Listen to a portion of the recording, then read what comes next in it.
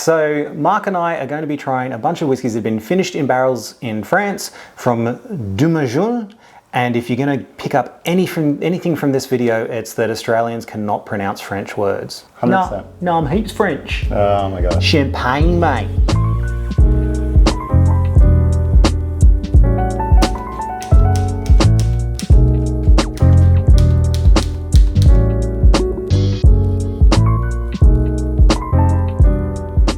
Hey guys, Nath Martyn, the Whisky Scribe here with Mark Modra from Brisbane Whisky Scene, and what we've got to taste today is an array of whiskies from around the world that have been finished in barrels in Champagne, France. Fancy. It is very fancy, and we're very lucky to have them as well. These were generously sent to Mark to sample and sort of give his opinion on, and he's brought me in to help, which I'm always happy to do when there's good whiskey involved. But yeah, can you tell us a little bit about where these whiskies came from? Sure. So they're Champagne Dumangin. We are probably going to mess up every single French word, name, location, and everything else. Feel free to roast us later. But yeah, so I was sent these to be able to try and sample, and thought it would work perfect with the Whisky Scribe, being able to sit there and have a chat about it and see what we think and see what we enjoy. So yeah, we've done some, we've had a look at some of the locations and some of the ideas, but for the most part, it's whiskey from around the world that has gone to France, and after the champagne's finished, this is what's sort of being finished in some of those champagne barrels as well. So yeah, so we have a collection today from Texas whiskey, one from Scotland, India, and a Dutch as well. So we have a number of different whiskies today to try. Yeah, so they're essentially independent bottlings. But I think the thing that I like most about it is you've got this QR code, and when you scan the QR code, we'll include a link in the description below, but the QR code takes you to a web page that just has all the information about all the whiskies, which I love that level of transparency. You know, when you drink whiskey, you want to know what its history is, and as much as I love Japanese whiskey, it's always frustrating when you pick up a good bottle of Japanese whiskey and you're like, oh, so how was it barreled? You know, how was it made? Where was it made? And it just says Japanese whiskey.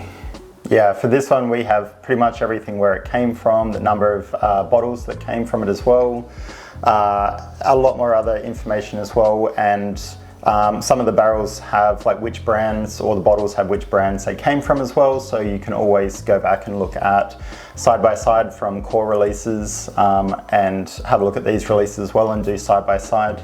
So yeah, should be a really good afternoon anyway. Mm-hmm. Okay, so we're going to start with the first whiskey. Again, because we just filmed Mark and I trying the first two whiskies, and it turns out I didn't actually hit the record button properly because I'm doing this without my wife Jess doing all the filming, because she's looking after the baby, and it turns out I can't function without her. So if you could please tell us again about the first whiskey and do a bit of a pour. Sure. So the first whiskey. So the first whiskey is the Brisbane Whisky, so it's the Balcones. So we do have the QR code, so I already have it synced up on mine.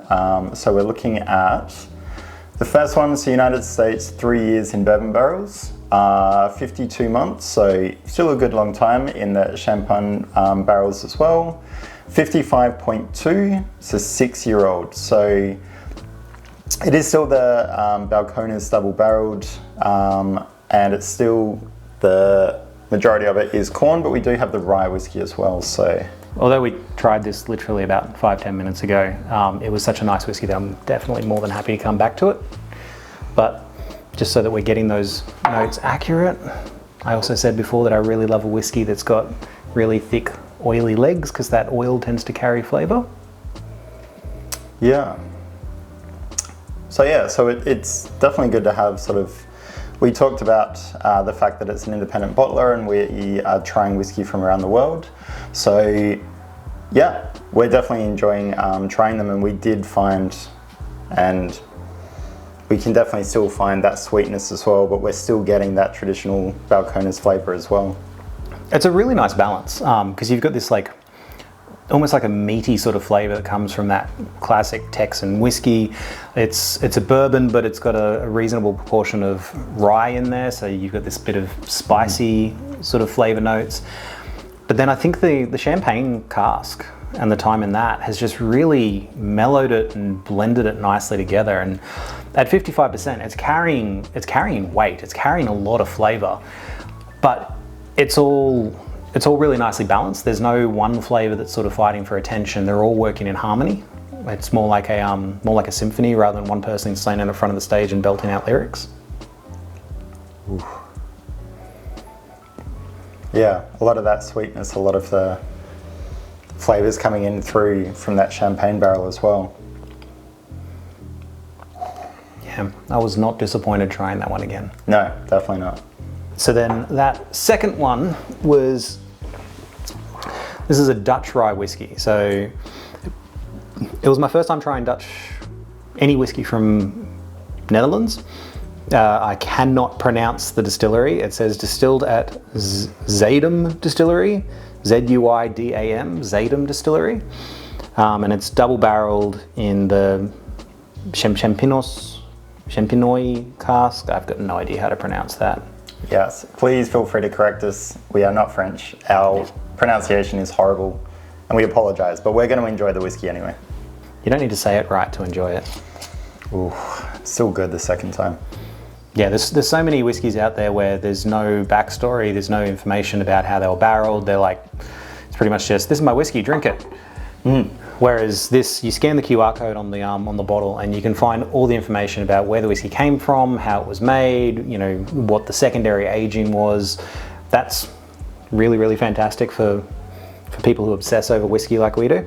Definitely, just being able to, independent bottlers aren't always, or they may not be able to share all the information, or they may not have the information, or things are kept secret, and which is great, it's fine, but having this information, how many bottles, ABV, their age, characteristics, where it came from, where it was first aged, all this information, and the fact that some of these we have the balcones on there as well, so we know sort of what we're looking at and what we're expecting as well.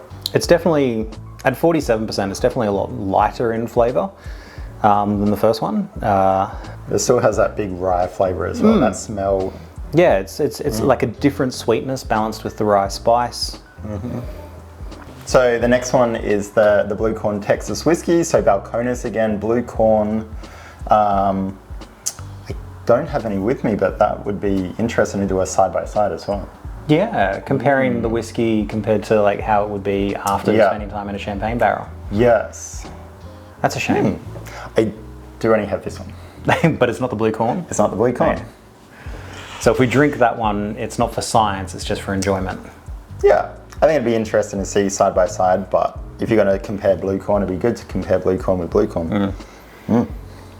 So it's not blue. No, funny about that. Yeah, so the Blue Corn is the Blue Corn whiskey. So no colour, no flavours, no added anything else to it. So definitely different from the first two. That's interesting. It doesn't have anywhere near as much of the sweetness that corn-based whiskies often carry. And I don't know, it would have been interesting to try the Balcones Blue Corn next to this, because I don't know if that's the Blue Corn or if that's what happened after it got put into the champagne barrels.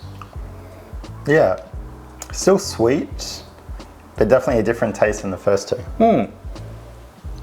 Which, yeah, would probably have something to do with the liquid, the spirit, rather than the finishing, if they're all sort of similar finish. So I'm trying to think of the right way to describe this sort of flavour too.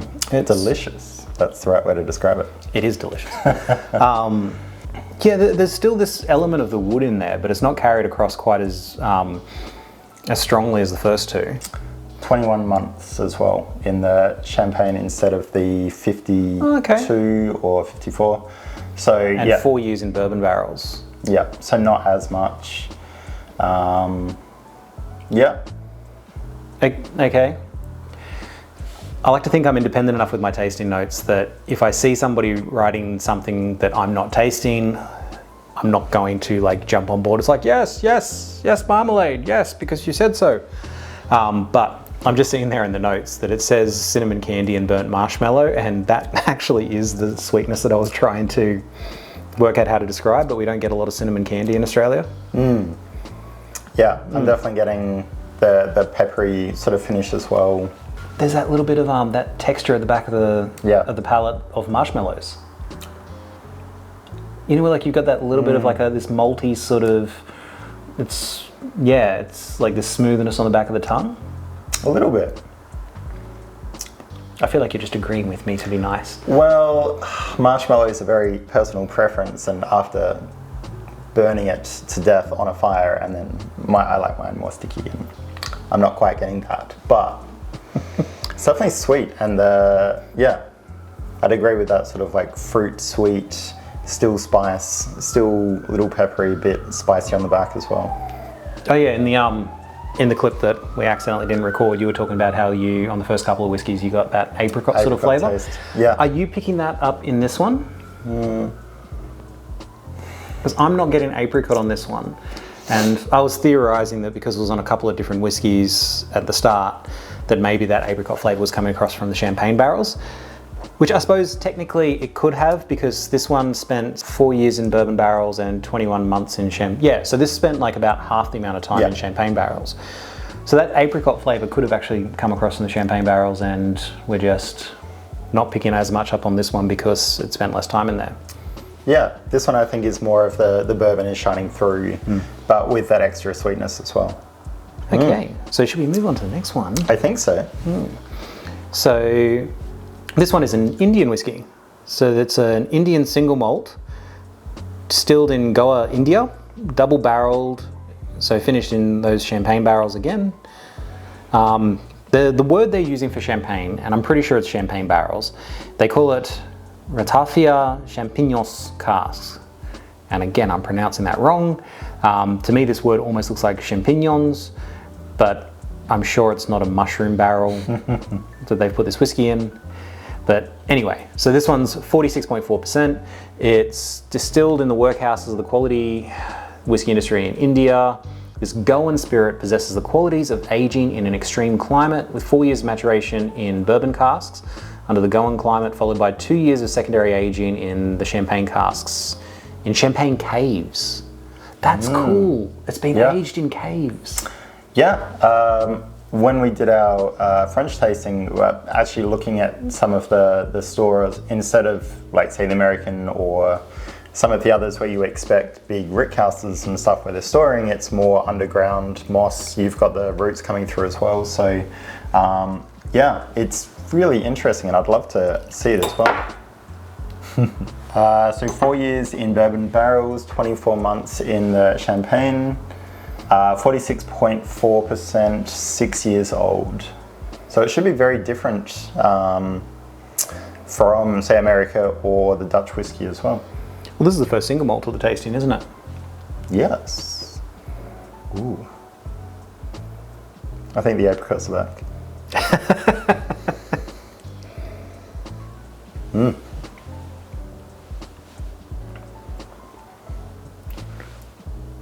Yeah, they're back. That's like the, I don't know if it's because you just said the word apricot, but the first flavour on the palate I just got was apricot, which I don't think I've ever gotten from an Indian whiskey. I'm gonna say the apricot flavour is coming from the champagne casks. It's a lot sweeter than the other ones. But it's a single malt. The other whiskies, with the exception of like the Dutch rye whiskey, the rest of them were effectively bourbons. Yeah.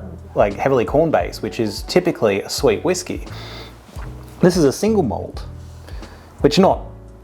single malt doesn't have an absence of sweetness, but you would expect a corn based whiskey to have a lot more of a sweet flavour than a single malt, especially one that's been aged in bourbon casks and then champagne.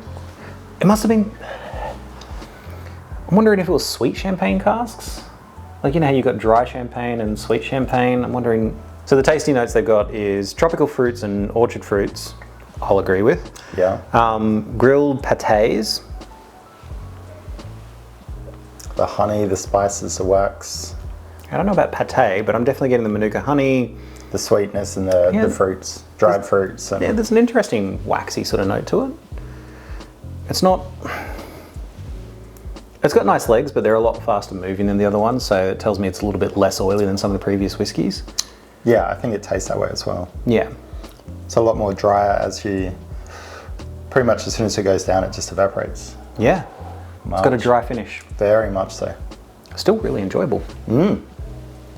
Yeah, once again, like as we were tasting these, none of these, some of them are still accessible, and you can definitely find them, but they're not like completely sort of absent from the market or something. These aren't one-off bottles sort of thing. There's limited supply, but if you get a bottle, it could easily be a daily drinker or sort of thing. It's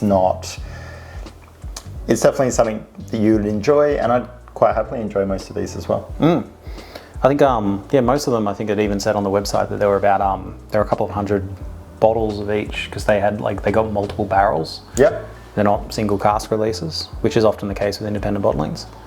Yeah, some have disappeared, exhausted allocations. So there was a Starward, there was an Australian version of this. So much like some of the American and Indian and Dutch, there was an Australian version as well from Starward. So they took the barrel and then same thing, finished it in this way. And I was able to try it at the Starward distillery, but it was also at 10 o'clock in the morning after doing a tour and then trying about 10 other whiskies. So it would have been good to have it here so we could explore it a bit more, but still really, really nice and sweet. And it's not trying to hide the whiskey, where it came from. Yeah. So at no point is this hiding the bourbon or hiding the Indian whiskey or anything else. It's very much complementing it as well. I just really did not expect that to be as sweet as it was. Yeah. It was nice. Oh, do you have a favourite so far? Yeah, the first one. First one? Yeah, the so far my favourite is the Balcones bourbon that has a high rye content. 55.2%. Is that why? Just the high proof? Look, possibly. I've definitely had whiskies where I've had low ABV whiskies where I thought that they would taste better if they had a higher ABV. And then I've had high ABV whiskies and I thought they would have tasted better if they were watered down a little bit. Yeah. I do lean more towards the higher ABV just because it tends to carry more flavour. But I don't think that's the main reason why I really like the first one. I think it's just the right combination of corn, rye, the barrels, the time spent in champagne casks. Champagne casks for whiskey, who'd have thought? Yeah, I mean, I'm thoroughly impressed. So the next one is single malt, Texas whiskey as well. So back to Balcones, good lineup of Balcones, which is good. We're able to sort of experiment with some others as well. Whoops. This has actually got a little bit of a reddy sort of colour to it. Ooh. Something a little bit darker. Let's have a look. So, single malt Texas whiskey, Balcones, 6 years old. Features, so this one's 21 months finish. 4 years in bourbon, 21 month finish. 46.7 ABV. 6 years total. It's very smooth. Like with anything that's got a corn-based whiskey in it, you've got this slight sharpness to it, which most of the time is enjoyable. Sometimes it can be a little bit tart. But yeah, this one, because it's a single malt, even though it's coming from Balcones, it's just got this, it's very smooth, sort of almost like a creaminess to it. Yeah, it's not quite as thick and sweet as some of the others. It's definitely very easy drinking. Yeah, I think the flavour sort of, it's there, it's delicious, and then it sort of disappears and not quite a dry finish. Yeah. It's listed as a 46.7% ABV. If you told me it was 40%, I'd believe you, because it just goes down really easily. There's not that massive punch. No. Not that you get a lot of punch from 46%, but... Not dry, a bit more chewy. I'm like, it's definitely covering your mouth and your palate, and you just want to chew it a bit more. It'd be very, I feel like it'd be an easy all-night drinking whiskey. Yeah.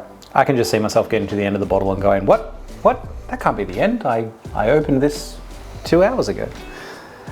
I haven't had a lot of single malts out of America. I think most of the single malts that I've had from America have been Westwood. I'm not sure if I've ever had a Balcones So that's the Balcones single malt aged in champagne casks. The camera did cut out again. I'm an idiot. But we both quite liked the next one, so I don't mind having to taste it again as well. So what have we got at the end? We are on to the Scottish. We have Kalila from Islay. So Islay is very well known, and most people should sort of have that palate or that idea already in their head.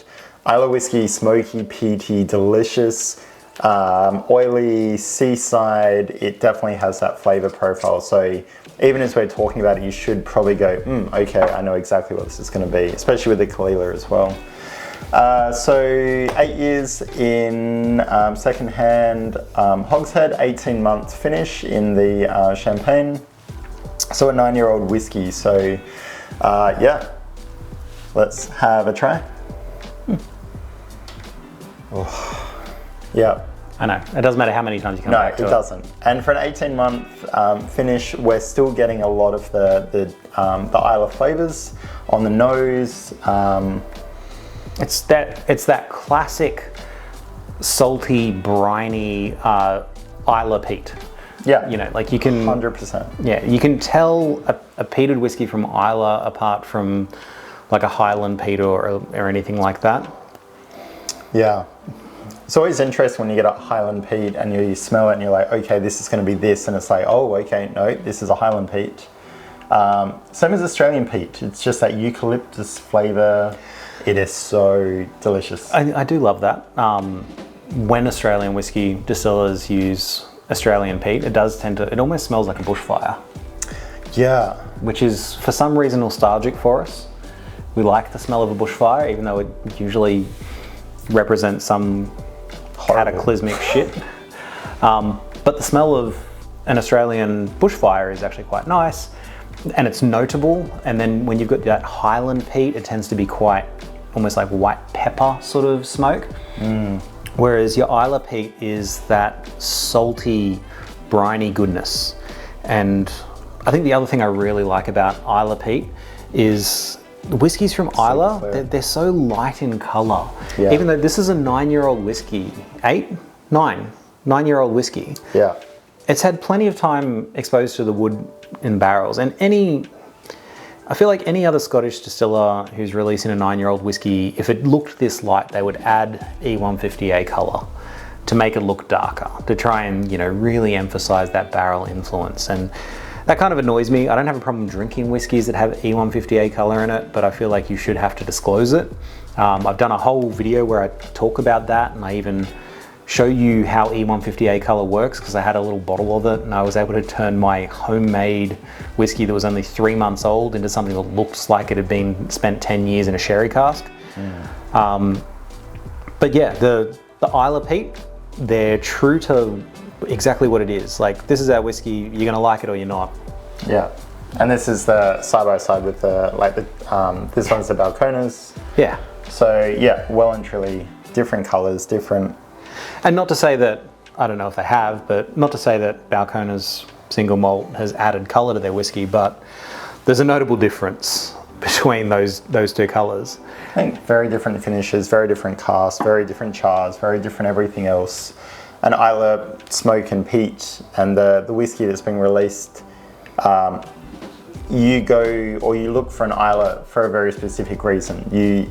Colour doesn't necessarily matter for any whiskey. If you enjoy whiskey, the colour is not what you're looking for. But Islay, smoke and peat, you're getting that flavour, you're getting that profile, you're getting those tastes, whether it's Lafroig or Lagavulin or something else. It really doesn't matter, and it just has that taste and that flavour and just. And this peat is like, it's meaty. There's a meaty element, and that it's spent those years aging at Kalila, and then they've spent 18 months in the champagne casks, and those champagne casks, that time spent in champagne casks hasn't taken too much away from the flavour. I do think the champagne casks have mellowed it out a little bit and made it probably a little bit more palatable for people who aren't 100% into peated whiskey, but it's still very much an Islay whiskey, except you know what's come across from the champagne cask? What's that? The apricot? Apricot, yeah. There's an element of apricot in there. I think I think apricot flavour is the signature of aging a whiskey in champagne casks, maybe. I think this is, even since we sampled it before, it's definitely opened up a little bit more and the flavours changed a little bit. There is a little bit more pepper. I feel like I'm getting more wood. Yeah, I'm getting wood over this whiskey. It's fair enough. It's delicious whiskey. I think this is leaning towards my favourite because I like this profile, I like this Isla Smoke and Peat, but I do really enjoy the rye. Yeah, I've liked all of them. There's a number that I would buy if they were available here in Australia, but I do think that first one, the bourbon whiskey that has that high rye influence, that's definitely my favourite. But this, although it's an independent bottler based in France, they are, I believe they do ship internationally. So if you are, depending on where you are, check them out. If there's anything that you're interested in, see if you can get it ordered in. These were sent into Australia. You can actually buy some of their other whiskies through some bottle shops here in Australia. So they are potentially worldwide available. And that's actually a little bit of a point of difference because the French, until quite recently, the French were actually the largest importer of Scottish single malt. I think India has overtaken them now as an importer of Scottish single malt, but it's because there is like a very high proportion of discerning whiskey drinkers in France. And as a result, the French do actually make nice whiskey. They just don't share it with the rest of the world. So some of the videos I've got coming up in the next couple of weeks are, I've had some family members who were in France, and when they were coming back, they were asking if I wanted to get any, travel exclusives from the airport bottle shops. And I said, I want French whiskey. I want something that I cannot get back here. You can get the travel exclusive whiskies if you fly anywhere in the world. I could fly to New Zealand and get the travel exclusives. But French whiskies, because they're really only available in France. So I've got some wonderful French whiskies to try in a couple of review videos coming up. So do jump on and check those out. If you want to know anything about a whiskey event happening in Brisbane, Mark's pages, the Brisbane Whisky Scene, are the ones to check out. It's going to be shared on his social pages. 100%.